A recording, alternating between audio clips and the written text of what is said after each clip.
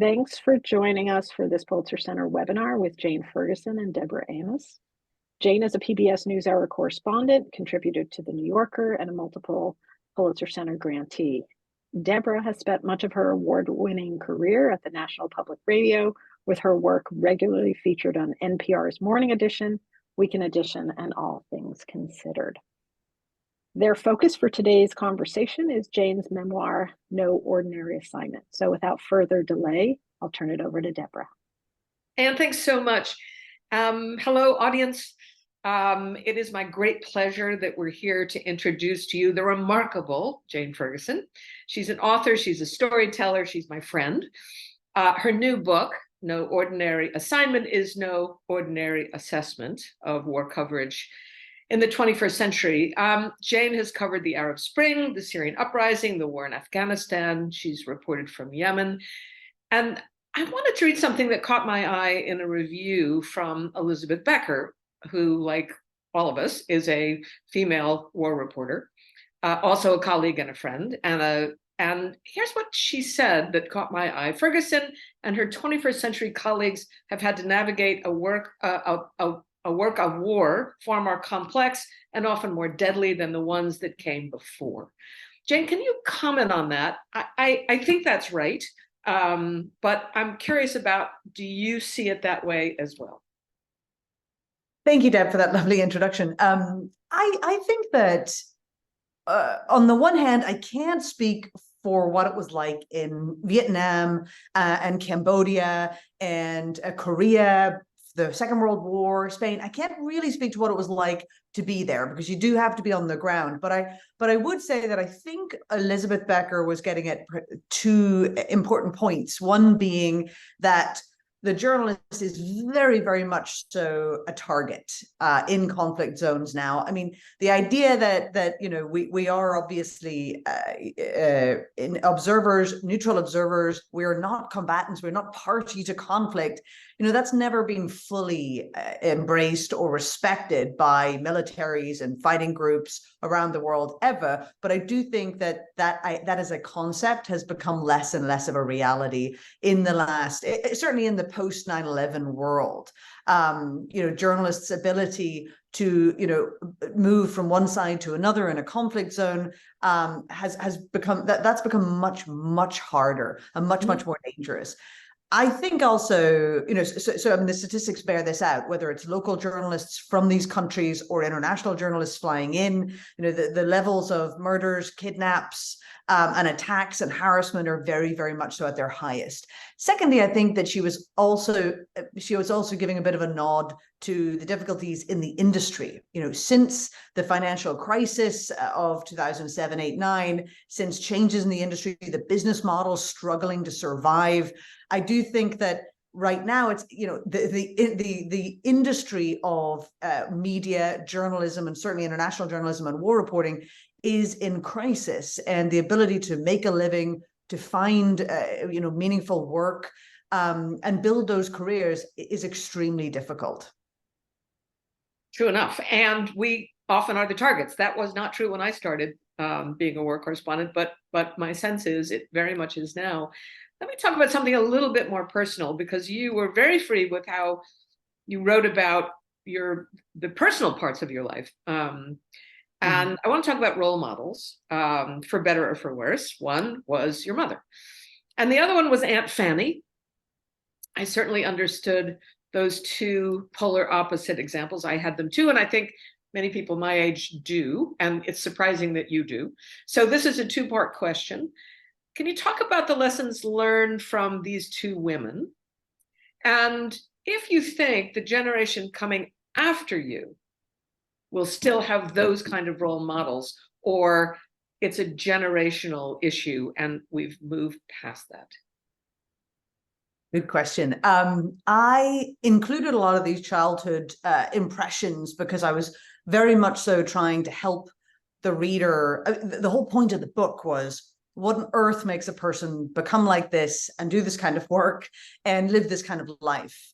And I connected the dots right back to my earliest memories at all. And I think that it's interesting that you use the phrase role models, because, you know, I tend to usually apply that to professional role models and the women I saw on the BBC or any kind of like female diplomats I saw on the news. But you're quite right. I mean, we are absorbing everything around us. I think that my observing my mother then and observing her, you know, in my teens and 20s and now in my late 30s, I've been able to sort of come to an understanding of, at least I think, what it must have been like to grow up where I do think, and I think this does apply to my mother in particular, where professional routes are not possible, or they're simply, it's almost impossible. And that's as much about gender as it is about class. You know, if you're growing up in rural Northern Ireland in the 1960s, you know, and you come from a working class farming background, and you're female, the likelihood of you really getting into a rewarding and you know, challenging career is extremely low. And I do think whenever I think back about my mother's experiences and how that impacted her and how it impacted her relationship with her kids, I do think that she was very much so hampered by as she got older and realized that, you know, that you know, she wanted to live a life that perhaps would have been more, certainly a bigger life, in terms of her being able to realize her own personal potential. I think that massively impacted her. And I think that when people struggled, certainly in Northern Ireland back then, with the emotional impacts of anything, there really was no support system whatsoever, bearing in mind that you're also in an incredibly rural area.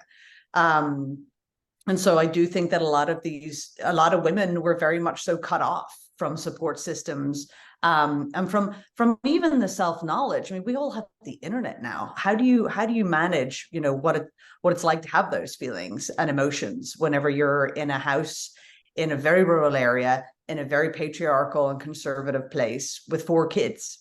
And I think that she struggled with that. And I think that looking back, I could understand that I never, ever, ever wanted to feel trapped, you know, and you'll see this theme throughout the book. I'm constantly like shaking off any feeling of being trapped or pinned down, or I think I used the phrase having my wings clipped. It's something I became a bit allergic to. Aunt Fanny, who was technically, she was my great aunt's best friend, honorary family member, and a massive mentor to me in the book. She basically like raises me in the summers when I'm, you know, really in need of a place to get away to. She was a fascinating character, and she was very, very rare, certainly in my life, and I think in Northern Ireland. You know, a woman who had had a career, who'd worked in business, who had never married, who owned her own house by herself. Actually owned 2 houses, because she had a house in Belfast and a house on the beach, had traveled like globally, like really traveled. Aunt Fanny influenced me because I would look at her and see someone who had not really lived by the rules, but as a result had had this extraordinary life. I remember thinking, this person is so authentically themselves. They're not squeezed into a box, and I can see her ability to be herself. And she, as a result, it totally impacted how she interacted with other people around her. I mean, she was a person who would draw people to her, and you know, she would have parties, and she knew everybody. She'd have events, and she would travel, and she would take photographs and share them with everybody. You know, she was an amateur photographer. I just remember thinking this was someone whose life seems freer and bigger and just happier. So the reason I ask about it is because, you know, I certainly had the same choices of role models, the women who didn't marry but became professionals, and then, you know, my mother, who had the kids and stayed home and was, you know, grumpy. And so I was surprised to see it in your generation, because I thought, oh, that must have changed over time. But I think probably rural Ireland was like America was 10 or even 20 years earlier. But my question, I suppose, is, do you think that that is still a possible like role choice for young women today, where there are in families the mom who stayed home and the auntie who went off to work, or that was just something that we had and time has moved on? I think it's much rarer now because I Yeah. think women have more opportunity to get educated. They have, like, I mean, you know, they have more opportunity to have kids and get educated. You know, it's not so much of a hard choice. Like, oh, well, there you go. And, you know, even in industries where women, you know, used to get in and then they drop out. You know, When I they had think their kids. Correct. yeah, that's becoming, thankfully, less and less common, but it still happens. And it is still also linked to class to a certain extent. You know, I mean, families where, you know, going off and pursuing an interesting career can often mean not making very much money. You know, do you want to do human rights law versus corporate law? Do you want to be a journalist versus being an accountant? Like, you know, I mean, whenever you are, you know, we see this a lot where people have to compromise on their careers. And I do often see women being the person who's compromising. So it happens still, but I think we are moving past it. I really do. I do think we're hopefully moving past, we have moved past the point where, you know, there are parts of the country where people would just be astonished that any woman would want to do that kind of, have that kind of life and career. Correct. Your early years are grim. There's no other way to say it. I suppose writing that pony was fun. But there's so much about your early life that feels tough. And I wondered how you felt. You read a lot about it, surprisingly a lot. I get a real sense of your upbringing. And I wondered how did it feel to write about that? That you were betraying your family, that it was courageous, that you wanted people to know where you came from. What were you thinking when you wrote that much about your personal upbringing? I think when you write about, I thought about it a lot.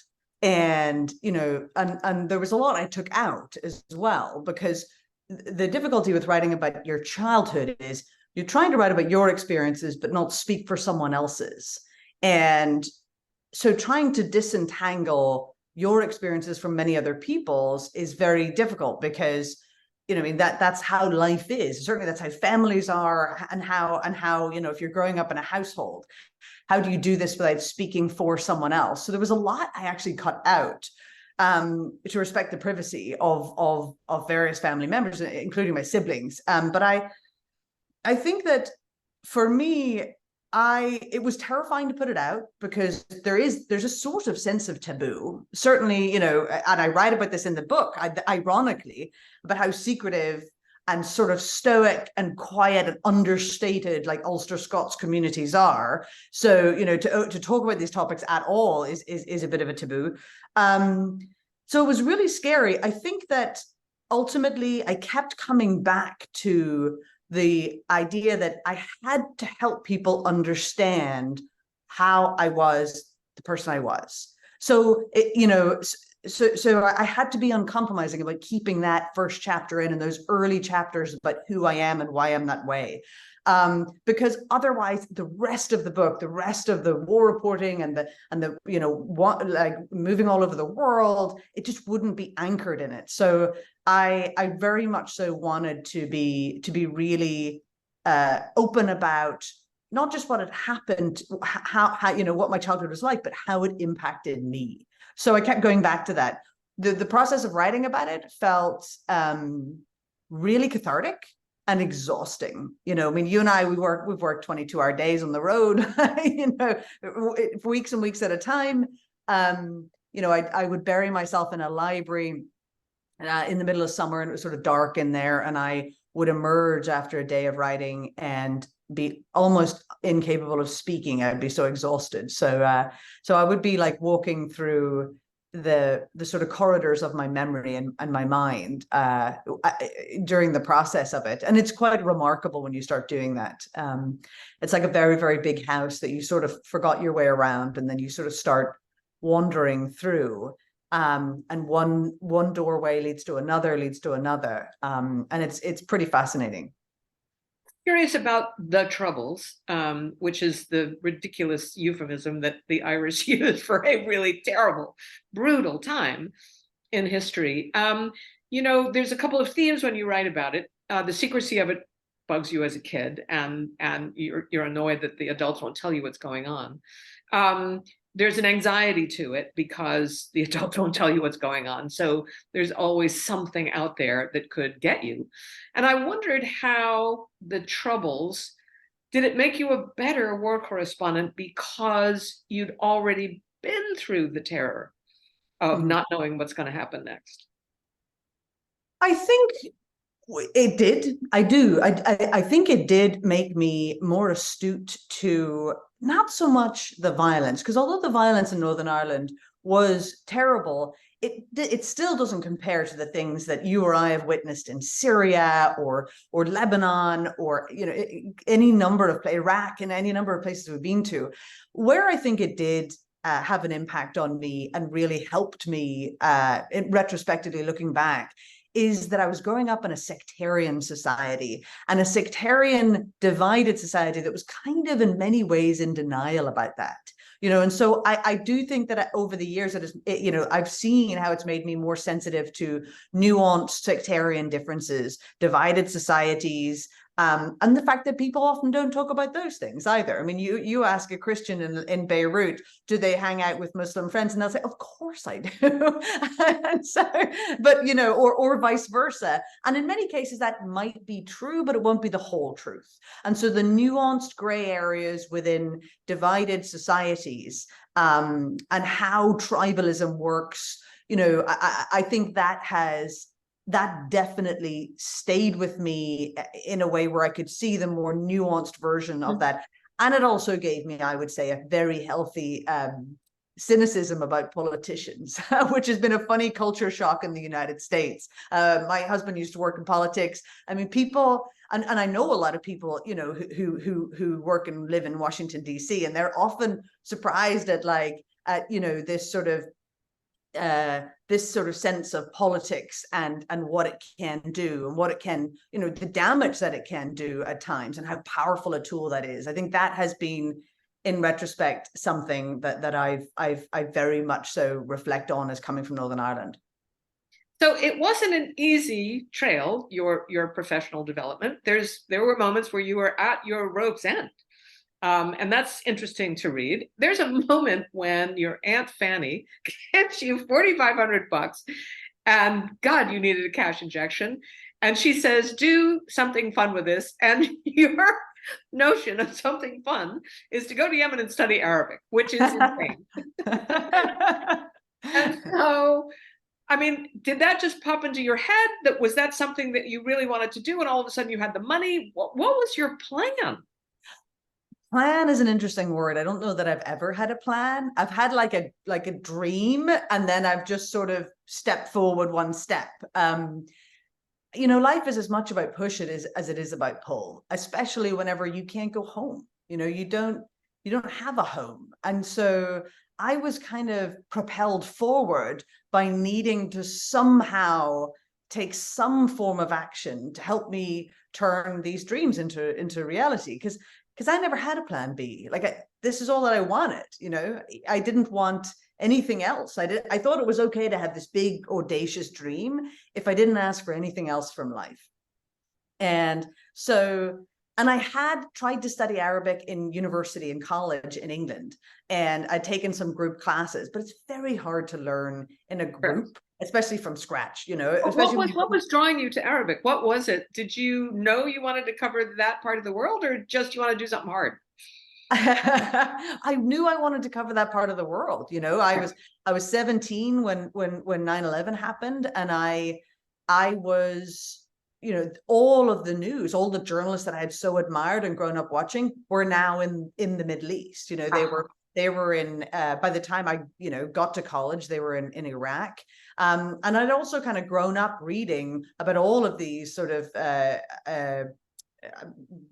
amazing female writers and adventurers and archaeologists that had worked and lived around the Middle East, Dame Freya Stark and Gertrude Bell. And I was fascinated. So yeah, Arabic seemed like a helpful, important way to understand the culture. And when it came to that day of booking that flight, I didn't have a job offer. I didn't come out of college with, the Washington Post or the BBC knocking my door down. And I was, you know, I was working at the time. I thought it was an incredible windfall. I was getting paid £12 an hour to take staples out of insurance documents at an insurance company in the city in London called Verve and then like scan it into a computer, press save. And I did that all day long. And I kept doing internships and no one was hiring me because the industry was in crisis and I had no money. So in that context, I think I rationalized that this was a really smart career move, but I just needed to get away. I needed to somehow get physically to the Middle East, and I thought I'd figure it out from there. And you did. I could argue that being a female correspondent in some parts of the world is actually an advantage in the very places that you don't think it might be. And I wanted to know if it was for you. Can be, absolutely. People always ask me that. They're like, oh my goodness, isn't it even more dangerous, you know, being a woman? And, you know, it's definitely not more dangerous, that's for sure.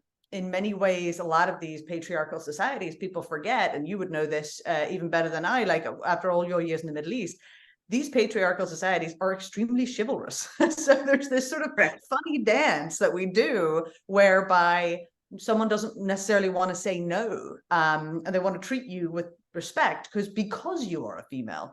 So that has helped. Obviously, access to women in extremely conservative places like Afghanistan and Yemen, that's been very important. I also think being underestimated is one of our greatest strengths. I get questioned less at borders, you know, you know, checkpoints, looking like the most, you know, being underestimated. No one could possibly think she can't be a journalist, you know, who knows what she's doing. That's really helpful.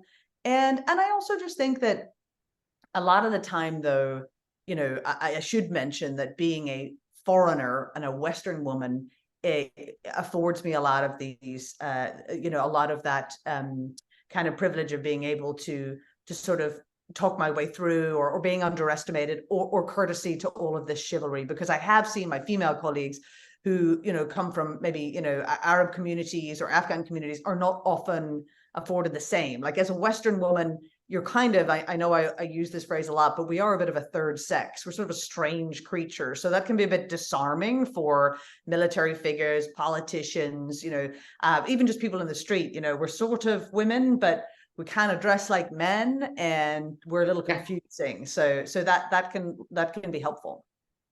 Although there's one thing that you read in the book that I kind of went, oh no, and that is your facelift.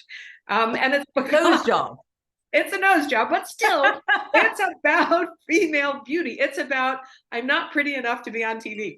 I get that. I was on TV for 10 years and I felt exactly the same way. So, but it was surprising that you decided to reveal all of that.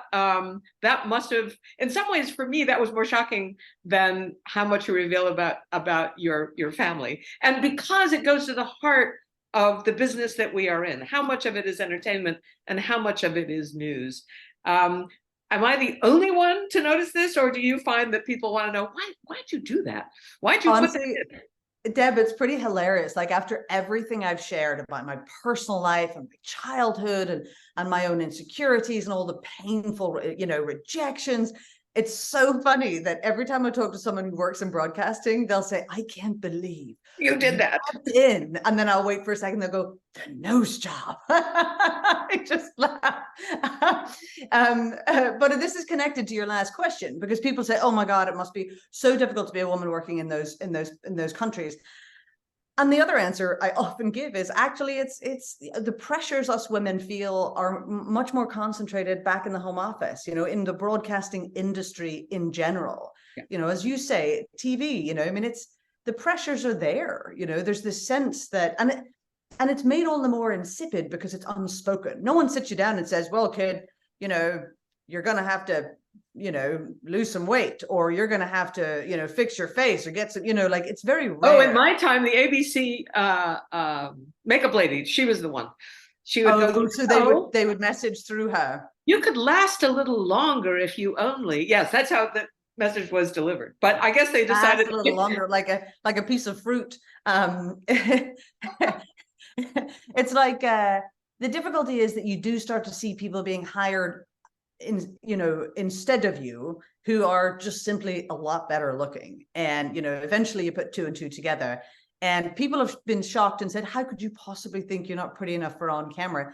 And I'll often direct them back to 2010, 2011 me, who had no idea, who was going on camera with no makeup on, and just looking like it's someone who's just spent a day reporting in Mogadishu in the middle of summer. It's hot and sweaty and got this Ulster Scots rosacea on my face. And I'm I just looked like hell. And I didn't know. And it's sort of, I was just sort of thinking about this yesterday, chatting with someone. It's kind of like that Dolly Parton character in Steel Magnolias, where she says there's no such thing as natural beauty. And so, I figured it out. And of course I now know beauty is just dermatologists and ophthalmologists and hairstylists. It's nothing, it's not real. And so I didn't feel like learning to play the game, learning to look a certain way on air, it didn't feel like a massive compromise for me, because I thought, okay, fine. You know what? I put my life in danger. I've put on hold any personal life. There's nothing more I could possibly give to being in this endeavor to do this work that is so meaningful to me. If all you need me to do is blow dry my hair in the morning in an abandoned Afghan, cement factory, and you need me to put on some makeup, fine, I'll do it. And so that was my mentality at the time. I was like, this is probably the easiest thing for me to do, as opposed to think of all the Arabic lessons and the travel and the danger and it's unfortunately just a part of the industry. But it is getting better. A lot of those earlier years that I write about, I don't feel that pressure in anywhere near as much a broad industry-wide place as it is today. As we say, we have a face for radio, and that just makes life so much easier. So this points to a challenge that I want to talk to you about. And that is, you managed, you got to your goals, you sacrificed, you worked hard, you learned Arabic, you got on airplanes, you risked your life, and yet what you gave up, you had no health care. You didn't have the proper equipment when you went there. You had to couch surf on friends' couches because you couldn't make enough money to do this. And yet, you kept doing it. How do you convince young female journalists that it's worth it to do?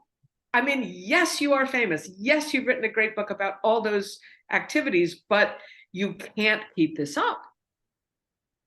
It was important for me to put that in the book, because people get these false ideas that, we all are, on multi-million-dollar contracts and we're stars and our lives are amazing, and that it came so easy. I just got tired of reading books about, just an upward trajectory of career, And then I, yes, I know. And then the phone rang and it was, more job offers. And so it was 60 minutes. Right, exactly. And, that's not how it works. You get the crap kicked out of you all the time, and you get back up and you keep going. Here's the thing for me. I am, it was extraordinarily difficult, but there was nothing else I wanted to do.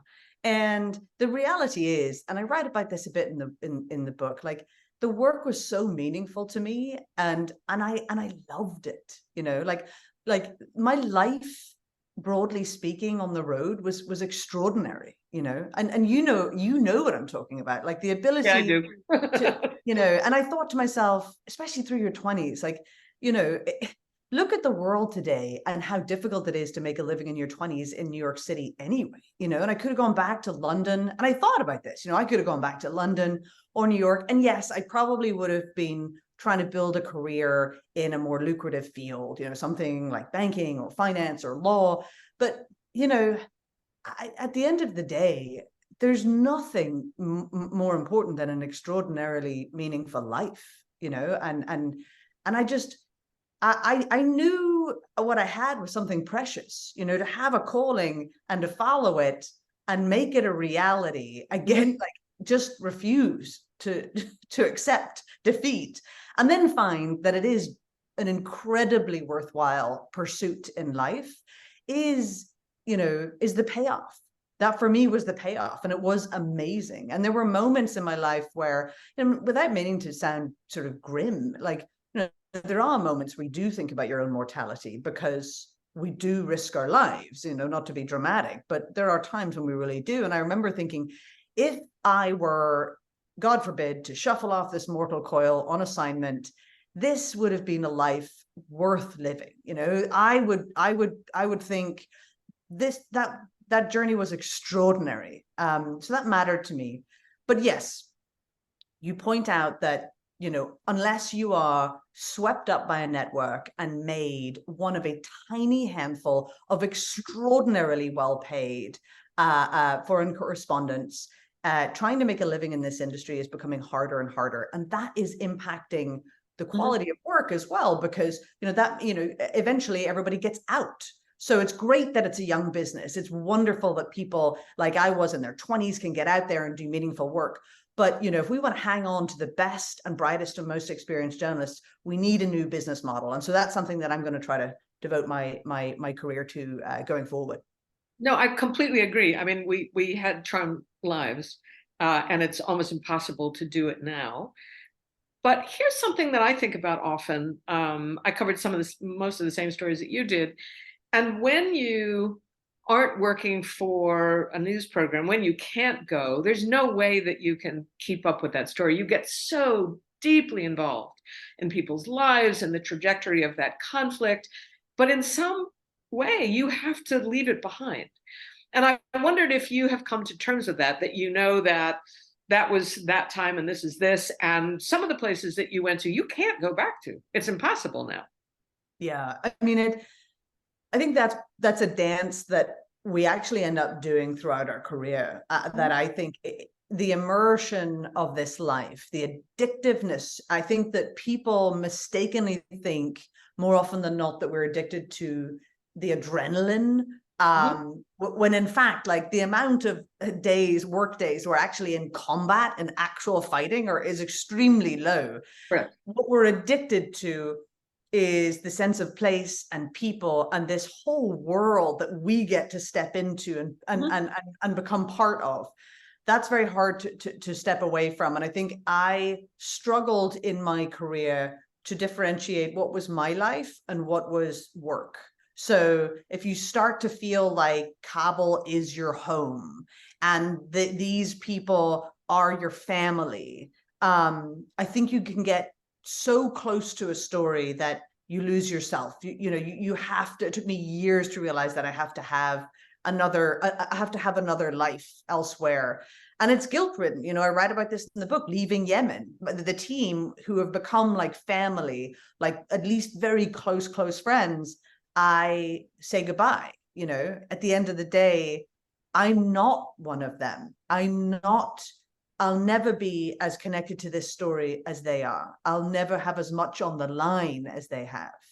And so learning to be a different version of yourself, learning to live in different worlds is very hard to do.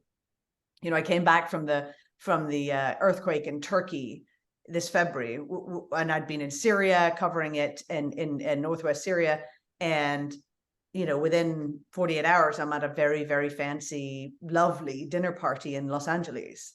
And you know what it feels like to sort of, we're bouncing between these worlds. And that is, it's a strange existence.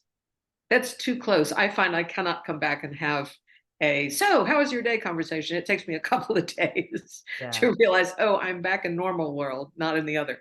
I'm going to ask one more question, and then I'm going to open it to some questions. We already have some. So for anybody in the audience who wants to ask Jane Ferguson a question, please go to your Q&A tab. It's under More on my side. Maybe it's somewhere else for yours, but that's where it is. And here's the last question. I know that you say this quite a bit in the book about why you do it. But do you ever really find a satisfying answer to that question, do you think? the answer ends up becoming sort of a mixture of the official answer, right, which I lay out at the very start, which is that we want to do good work, we want to speak truth to power, we want to people to be held accountable and victims of war to be given a voice. And then there's the other half of the answer, which I set out to answer, and which I set out to illuminate, which is why I think a part of it is the person that you have become. There are those of us who are shaped by our earlier childhood experiences and young adulthood who are drawn to human suffering and drawn to empathy and drawn to storytelling. And I think that there's a sense, I think I got close to the answer in the sense that I could sketch why I was there, but it still feels like a moving target, trying to understand, why I did that work as opposed to why I became that person, and I think in retrospect, looking back, we're all so shaped by the things we see as kids. And I think that we're so that's why I'm big on inspiration. And I think that has the ability to change lives in an enormous way. And when I think back, I do look at what these women were doing in the field as foreign correspondents and war reporters. And I think that I really just wanted to do that because they had shown me how. I could have just as easily ended up being an aid worker or a human rights lawyer or a diplomat. I think I would always have gravitated towards conflict and trying to help people, end it, or commune and communicate and understand one another better. But I think I just happened to come upon these television journalists. So that's how it came about for me. But I think I was always going to become this woman, and then as a result of my earlier experiences and life, and then I think it was the inspiration was just sort of felt like a roadmap. Okay, wow, wait, someone's gonna actually let me go and do that, and then I can tell these stories. So I think if that's a bit of a roundabout answer, but I think that I think that's how I got there. It's a fine answer. I'm gonna give you some questions from the audience. I'm going to start with Jennifer Oldham, and she writes, "Hi Jane, I've always wanted to be a foreign correspondent, yet I've spent the last 20 years raising kids stateside. In that time, I've reported from most states in Canada, but not internationally. Where would you recommend a mid to late career journalist start if she wants to be a foreign correspondent?" I would not worry about where you are in your career. I mean, I was a much less experienced journalist than you are now. Whenever I was heading off to some of the more challenging parts of the world, I would say focus on what it is that you're actually interested in. Don't feel like you have to follow where the big stories are, or where everybody else is reporting, or where someone thinks someone of certain experience should go. I would say, what are you interested in? are you interested in climate change, or are you interested in European politics? Are you interested in migration from Latin America into North America? Go where interests you, because that's where you're going to be best at what you do. Fair enough. Ronald Lampert. Hi, Jane. I work in the mental health field. During our time in Afghanistan, I was researching access to mental health services. At one point, there were only 2 psychiatrists in the entire country. I wonder if you did any reporting on the psychological trauma of the citizens, any observations from your time there? I think in my reporting over the years, the emotional impact has been peppered in there, especially on children, but I haven't done specific investigations into mental health. There has been some done by other reporters. I know Isabel Young from Vice has done pieces on mental asylums and access to mental health care. I would say that in terms of children, I have focused on it a bit in the refugee crisis. I know that there's a massive lack of mental health resources for displaced children in particular. They need quite specialist care. And so, especially in we saw this during the war in Syria, for those children who were displaced. So I haven't done reporting on this specifically, but it's a massively important topic that is not really getting a lot of help right now. There's still a huge shortage of mental health experts working with those who have like psychic war wounds. Correct. I had a coffee this morning with a student here at Princeton who is working on childhood trauma and how it passes from the parents to the children. And I think about all those kids out there who are in camps and don't have the proper mental. I don't know what happens with this next generation. Yeah. Laura Seidenberg writes, is there a single event, personal or professional, to cause you to pivot from war reporting? I think for me, the fall of Kabul was, it was the first story I did where it stayed with me longer and longer than, after. And it was the first time that I didn't deal with that by going back out on the road. Mm-hmm. So I would say the fall of Kabul, I'm kind of interested in the issue of moral injury. And for me, I think that really, really encapsulated it. I certainly would not call it PTSD, but certainly moral injury from that experience. I think it happened at a time, because it's not always just one story. It tends to be, a confluence of things. So I think that story came along at a time in my life when I was ready to pivot, and ready to think about how I can, use my skills and my time in the field differently. This is from Annie Googe. I feel really bad about the suffering and deaths of civilians in Yemen, Afghanistan, Lebanon, etc. And though grateful to be informed through the intrepid reporting, I wonder what I can do as an average citizen that would be of help to them, as well as encourage our country, to act more responsibly. Thank you, Jane, for all you've done to move war reporting forward, including bringing your important female voice. Well, it's a great question. I get asked this a lot. People feel powerless. They watch the news and they want to help. You bring up a fair point there, where obviously as a member, as a citizen in a democratic country, you do have the power to pressure your local, or at least even just talking to officials and politicians about what you're aware of. The fact that you're very aware of the situation over there, but for instance, what are their questioning them on getting educated on what are their policies on asylum, what are their policies on aid, what are their policies on diplomacy in that part of the world.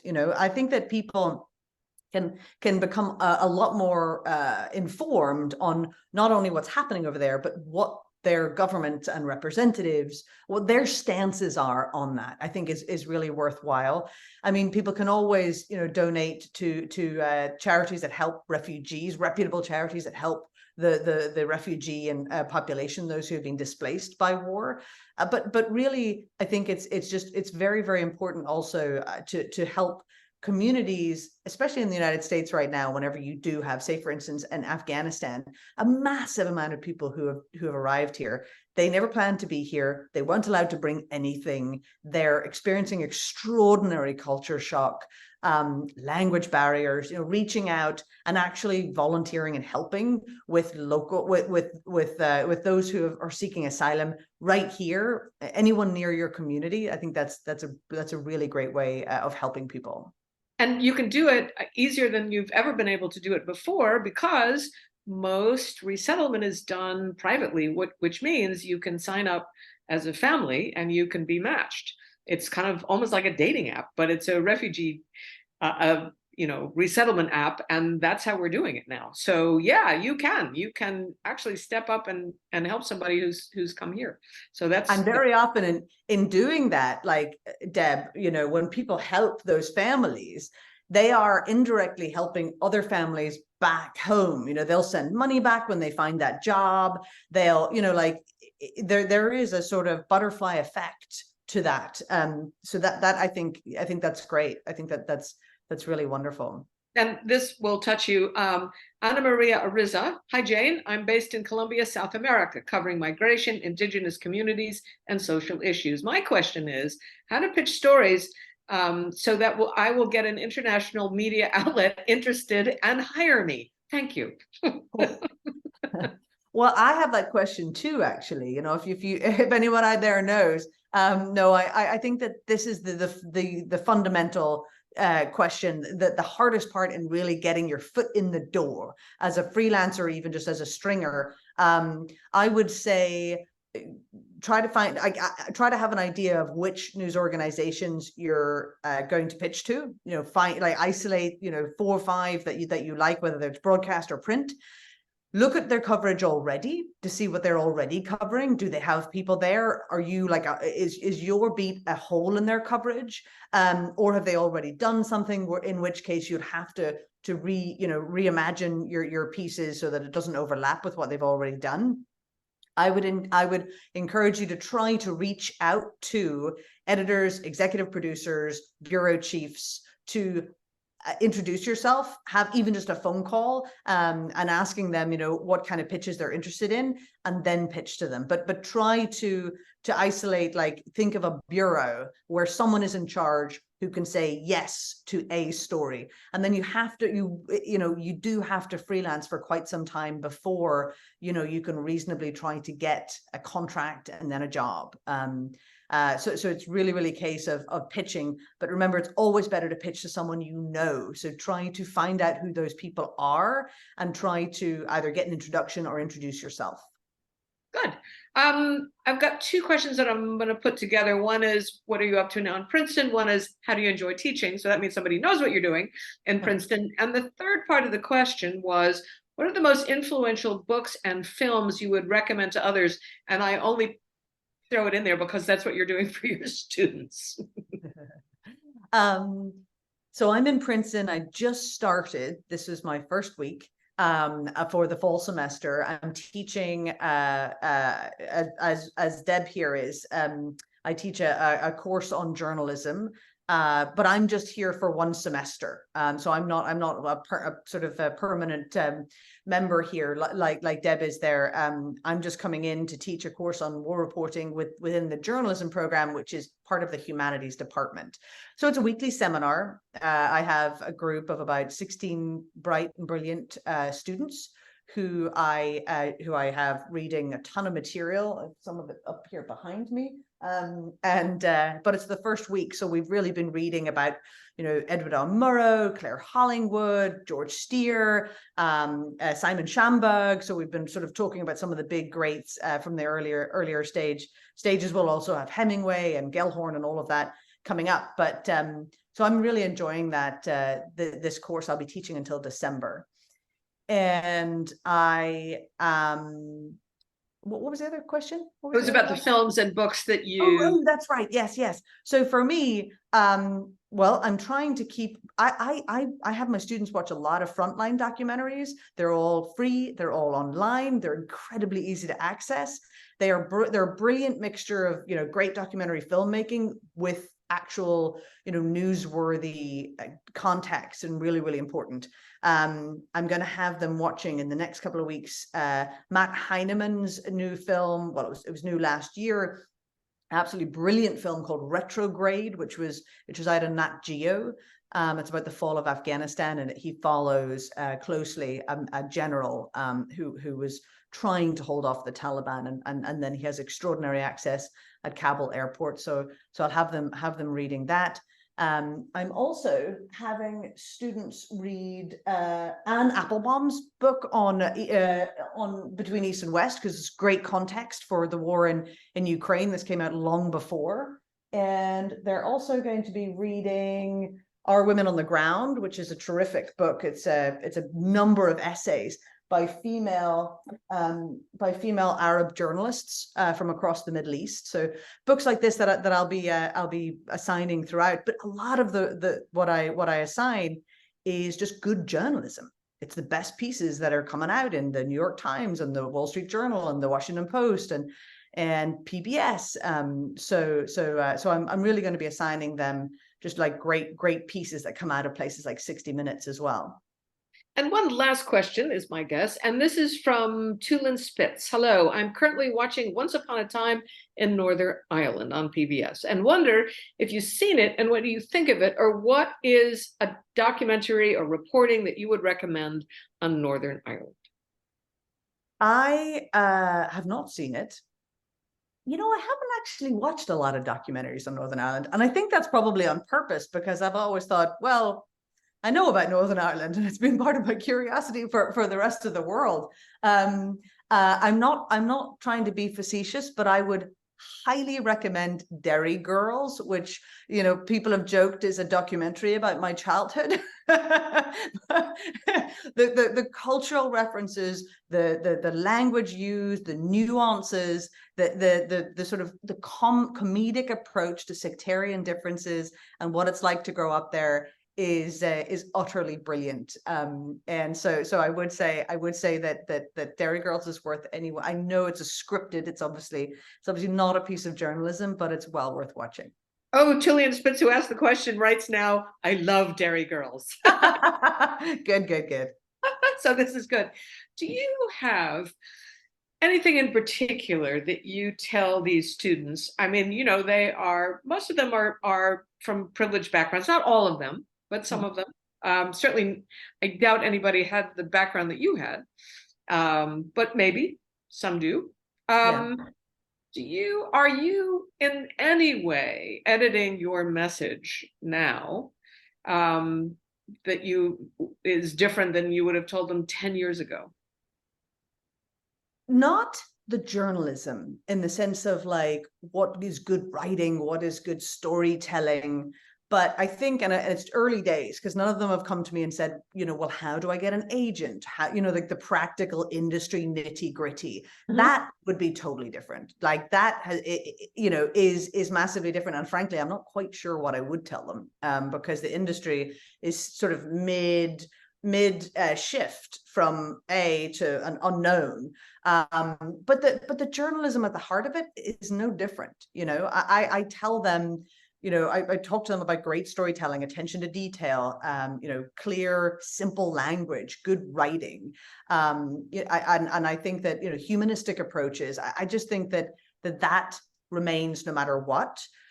The one thing, if I could give like one takeaway that I want to always tell students is that, we grow up reading For Whom the Bell Tolls and these big, long New Yorker pieces and beautiful pieces of literary writing. At the end of the day, journalism is about getting in somewhere and getting information out and getting people heard. So, so there's a tendency for those of us, especially, even myself when I was very young, to sort of think, well, in a grandiose kind of way about the job and how I'll sit down and think of the poetry I'm going to write. This is just going to be pure Shakespeare. Like a lot of it is getting it out on time, giving people a platform to speak, focusing on getting good quotes from people who are right there. So sort of taking some of the pretension out of the work and making people understand that this is a service is most important. So our last question is not really a question, but certainly something to share with you. Thank you for this inspiring, thoughtful conversation, inspired to volunteer with children of families settling from war-torn countries. And I would say, I find my friends, I have a friend who, and I've known for 30 years, who essentially adopted 2 Afghan adults in their 20s and refers to them as her daughters and has been at their side for the last 2 years. I think it's incredibly worthwhile and rewarding to get involved with this private resettlement. 100,000 Ukrainians came, 90,000 from Afghanistan. There's lots of people who need your help. Yeah, absolutely. And they come from communities where, they're much less individualistic than us. Like it's normal for people to help one another and for communities to support one another. So it's not strange to reach out. Not at all. Jane, I just want to thank you so much for being here, for being so open and brave and telling all the warts in opposed to, making it seem too glamorous, because it's not. It's fabulous work. I've done it for a long time, so have you.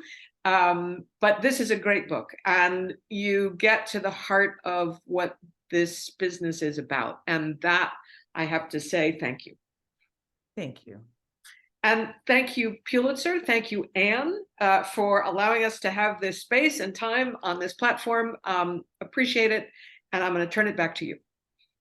Well, thank you as well. It really, we're so appreciative of both of you, your insights, your meaningful work, and what a wonderful conversation.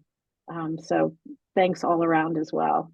And we also appreciate the time our audience has spent with us today. And for those of you who are able, please consider becoming a Pulitzer Center champion to support our work.